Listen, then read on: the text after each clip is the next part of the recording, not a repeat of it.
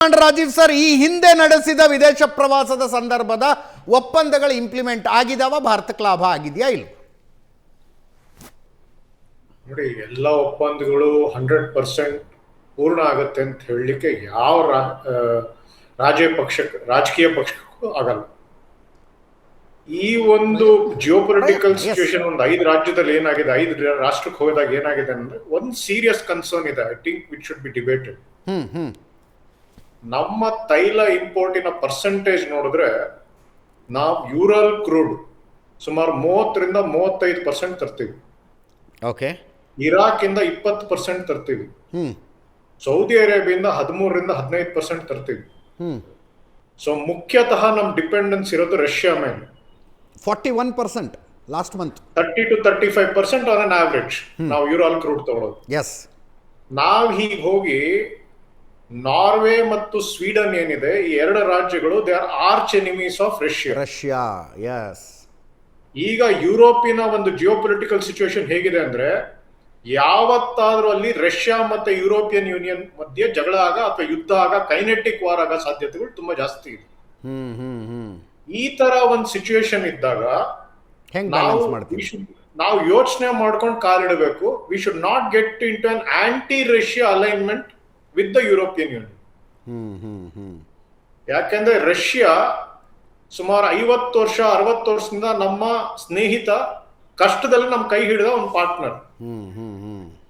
ಹಾಗಾಗಿ ಈ ಒಂದು ಸಂದೇಶ, ಈ ಒಂದು ನೆನಪಿಟ್ಕೊಂಡು ಭಾರತದ ಸರ್ಕಾರ ರಷ್ಯಾ ಸರ್ಕಾರಕ್ಕೆ ಒಂದು ರೀಚ್ ಔಟ್ ಆಗಿ ಈ ಒಪ್ಪಂದಗಳು ನಮ್ಮ ಒಂದು ಸ್ಟ್ರಾಟಜಿಕ್ ಸೆನ್ಸ್ ಇಂದ it is by no means against you ಅನ್ನೋ ಒಂದು ಸಂದೇಶವನ್ನು ಕೊಡಬೇಕು. ರೈಟ್. ಆದರೆ ಇರಾನ್ ಬಹಳ ವರ್ಷಗಳ ಸ್ನೇಹಿತ. ಅಂಥ ಟೈಮ್ನಲ್ಲಿ ಇಸ್ರೇಲಿಗೆ ಯಾಕೆ ಹೋಗಿ ನೀವು ಒಪ್ಪಂದ ಮಾಡ್ಕೊಂಡ್ರಿ ಅನ್ನೋ ಪ್ರಶ್ನೆಗಳು ಎದ್ದುವೆ ಹೊರತು, ರಷ್ಯಾ ಬಹಳ ವರ್ಷಗಳ ಸ್ನೇಹಿತೆ, ನೀವು ನಾರ್ವೆಗೆ ಯಾಕೆ ಹೋದ್ರಿ, ನೆದರ್ಲ್ಯಾಂಡ್ಗೆ ಯಾಕೆ ಹೋದ್ರಿ ಅನ್ನೋ ಪ್ರಶ್ನೆಗಳೇ ಹೇಳಿಲ್ಲ ನೋಡಿ ನಮ್ಮ ದೇಶದಲ್ಲಿ. ಕರೆಕ್ಟ್. ಯಾಕೆ ಅಂತ ನಿಮಗೂ ಗೊತ್ತು, ನಮಗೂ ಗೊತ್ತು. ಕರೆಕ್ಟ್. ಹಾಂ, ಎಸ್.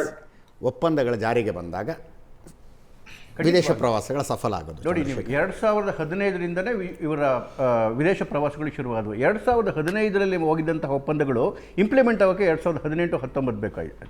ಯಾವುದೇ ನೀವು ಇಂಟರ್ನ್ಯಾಷನಲ್ ಒಪ್ಪಂದಗಳು ಮಾಡಿದಾಗ 3-4 ವರ್ಷಗಳು ಅದು ಕಂಪ್ಲೀಟಾಗಿ ಇಂಪ್ಲಿಮೆಂಟ್ ಮಾಡೋದಕ್ಕೆ ಬೇಕಾಗುತ್ತೆ. ಇವತ್ತು ಅವರು ನಾರ್ವೆ ವಿಚಾರ ಹೇಳಿದ್ರು. ನಾರ್ವೆ ಯಾಕೆ ಇಂಪಾರ್ಟೆಂಟ್ ಅಂತ ಹೇಳಿದ್ರೆ, ಒಂದು, ನಾವು ನಾರ್ವೆಯಿಂದ ಆಯಿಲ್ ಪರ್ಚೇಸ್ ಮಾಡ್ತೀವಿ ಅಂತೇಳಿ ಅಗ್ರಿಮೆಂಟ್ ಮಾಡೇ ಇಲ್ಲ.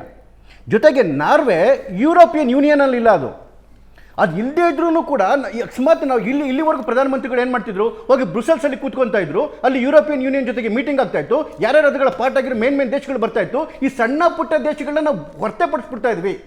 ಇವಾಗ ಏನಾಗಿದೆ, ನಾವು ನಾರ್ವೆಗೂ ಹೋಗ್ತೀವಿ, though it is not a part of European Union. ನಾರ್ವೆಗೂ ಹೋಗ್ತೀವಿ. ನಾರ್ವೆಗೆ ಹೋದಾಗ ಏನಾಗಿದೆ ಅಂತ ಹೇಳಿದ್ರೆ, ಕೇವಲ ನಮಗೆ ಇದು ಶಿಪ್ಪಿಂಗ್ ಒಂದೇ ಬರಲಿಲ್ಲ, ಅಲ್ಲಿಂದ ಗ್ರೀನ್ ಶಿಪ್ಪಿಂಗ್ ಮತ್ತು ಜೊತೆಗೆ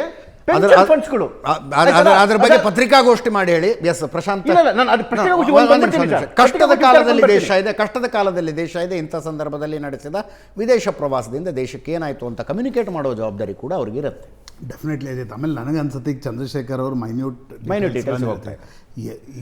ಇತಿಹಾಸದಲ್ಲಿ ಎಲ್ಲ ಪ್ರಧಾನಮಂತ್ರಿಗಳು ಬೇರೆ ಬೇರೆ ದೇಶಗಳಿಗೆ ಹೋಗಿದ್ದು ತಮ್ಮ ಡಿಪ್ಲೊಮೆಟಿಕ್ ಔಟ್ರೀಚ್ನ ಭಾಗವಾಗಿ ಭಾರತಕ್ಕೆ ಏನಾದರೂ ತರಲಿಕ್ಕೆ ಸಾಧ್ಯ ಆಗತ್ತಾ ಅನ್ನುವ ಕಾರಣಕ್ಕೋಸ್ಕರವೇ BJP-ಯವರು ಅದನ್ನು ಬಹಳ ಚಂದ ಹೇಳ್ತಾರೆ, ಕಾಂಗ್ರೆಸ್ನವ್ರಿಗೆ ಹೇಳಲಿಕ್ಕೆ ಬರಲ್ಲ ಅಷ್ಟೇ.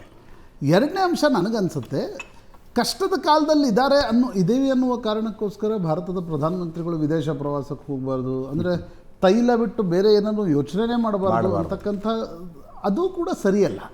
ಬಟ್ ಏನಾಗಿದೆ, ವಿರೋಧ ಪಕ್ಷಗಳಿಗೂ ಕೂಡ ಯಾವುದೇ ಅವಕಾಶ ಸಿಗ್ತಾ ಇಲ್ಲ. ಸಿಕ್ಕಾಗ ಈ ರೀತಿ ಟೀಕೆ ಟಿಪ್ಪಣಿಗಳನ್ನು ಮಾಡಿ ಮಾಧ್ಯಮಗಳಲ್ಲಿ ಒಂದಿಷ್ಟು ಸ್ಪೇಸನ್ನು ತೆಗೆದುಕೊಳ್ಬೇಕು ಅಂತಕ್ಕಂಥ ಪ್ರಯತ್ನ ನಡೆಯುತ್ತೆ. ಬಟ್ ನನಗನ್ಸುತ್ತೆ ಇದ್ದಿದ್ದು ಉಳಿದಿದ್ದೆಲ್ಲವನ್ನು ನಾವು ಚರ್ಚೆ ಮಾಡಿದ್ದೀವಿ.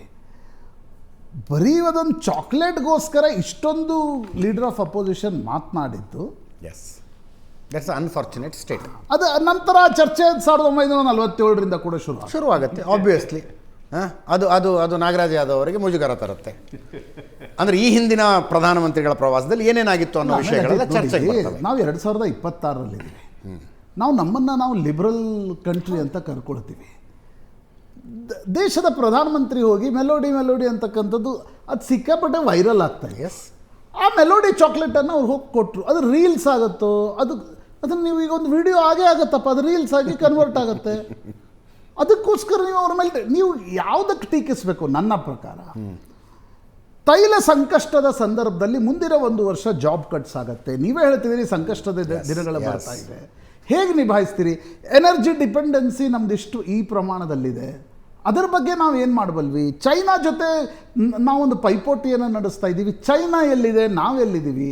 ಅದನ್ನು ಕನ್ಸ್ಟ್ರಕ್ಟಿವ್ ಪಾಲಿಟಿಕ್ಸ್ ಅಂತಾರೆ. ಈ ಪ್ರಶ್ನೆಗಳನ್ನು ಕೇಳಬೇಕಾಗಿರ್ತಕ್ಕಂಥ ವಿರೋಧ ಪಕ್ಷ, ನನಗನ್ಸುತ್ತೆ ರಾಹುಲ್ ಗಾಂಧಿ ಹೋಗಿ ರಾಯ್ಬರೇಲಿಯಲ್ಲಿ ಅವರ ಮುಖದಲ್ಲಿನ ನಗು ಇತ್ತಲ್ಲ ಚಾಕ್ಲೇಟ್ ಬಗ್ಗೆ ಹೇಳುವಾಗ, ಹೌದು, that was in bad taste. ಯಾವುದೇ ಒಬ್ಬ ಪ್ರಧಾನಮಂತ್ರಿಗಳ ನಾನು ಪ್ರಧಾನಮಂತ್ರಿ ಅಂತನಲ್ಲ, ಈಗ ಸಿದ್ದರಾಮಯ್ಯನವರ ಬಗ್ಗೆ ಖಾಸಗಿಯಾಗಿ 4 ಜನ ಕೂತ್ಕೊಂಡು ಮಾತಾಡುವಾಗ ಏನೋ ಒಂದು ಕಮೆಂಟ್ ಮಾಡಿದ್ರು, ಆ ಮಾತು ಬೇರೆ ರೀ. ಪಬ್ಲಿಕ್ ಫಂಕ್ಷನ್ನಲ್ಲಿ ನಾಗರಾಜ್ ಯಾದವ್ ಜನಸಾಮಾನ್ಯರ ಮುಂದೆ ರಾಹುಲ್ ಗಾಂಧಿ ಅವರು ಭಾರತ ದೇಶ ನೆಲೆ ನಿಂತ್ಕೊಂಡು ಮಾತಾಡಿದ್ರು. ಇವರು ವಿದೇಶದವರಲ್ಲಿ ಭಾರತವನ್ನು ಅಪಹಾಸ್ಯಕ್ಕೆ ಉಂಟು ಮಾಡೋ ರೀತಿಯಲ್ಲಿ ಮಾತಾಡ್ತಕ್ಕಂಥ ಯಾರು ಒಪ್ತಾರೆ? ನಿಮಗೆ ಪ್ರೀತಿ. Thank you so much Rajeev sir, ಧನ್ಯವಾದ. ಥ್ಯಾಂಕ್ ಯು ಸೋ ಮಚ್ 3 ಜನರಿಗೂ. ಇದರೊಂದಿಗೆ ಇವತ್ತಿನ ಲೆಫ್ಟ್ ರೈಟ್ ಆ್ಯಂಡ್ ಸೆಂಟರ್ ಮುಗಿಸ್ತಾ ಇದ್ದೀವಿ. ನೇರ ದಿಟ್ಟ ನಿರಂತರ ಸುದ್ದಿಗಾಗಿ ನೋಡ್ತಾ ಇರಿ ಏಷ್ಯಾನೆಟ್ ಸುವರ್ಣ ನ್ಯೂಸ್.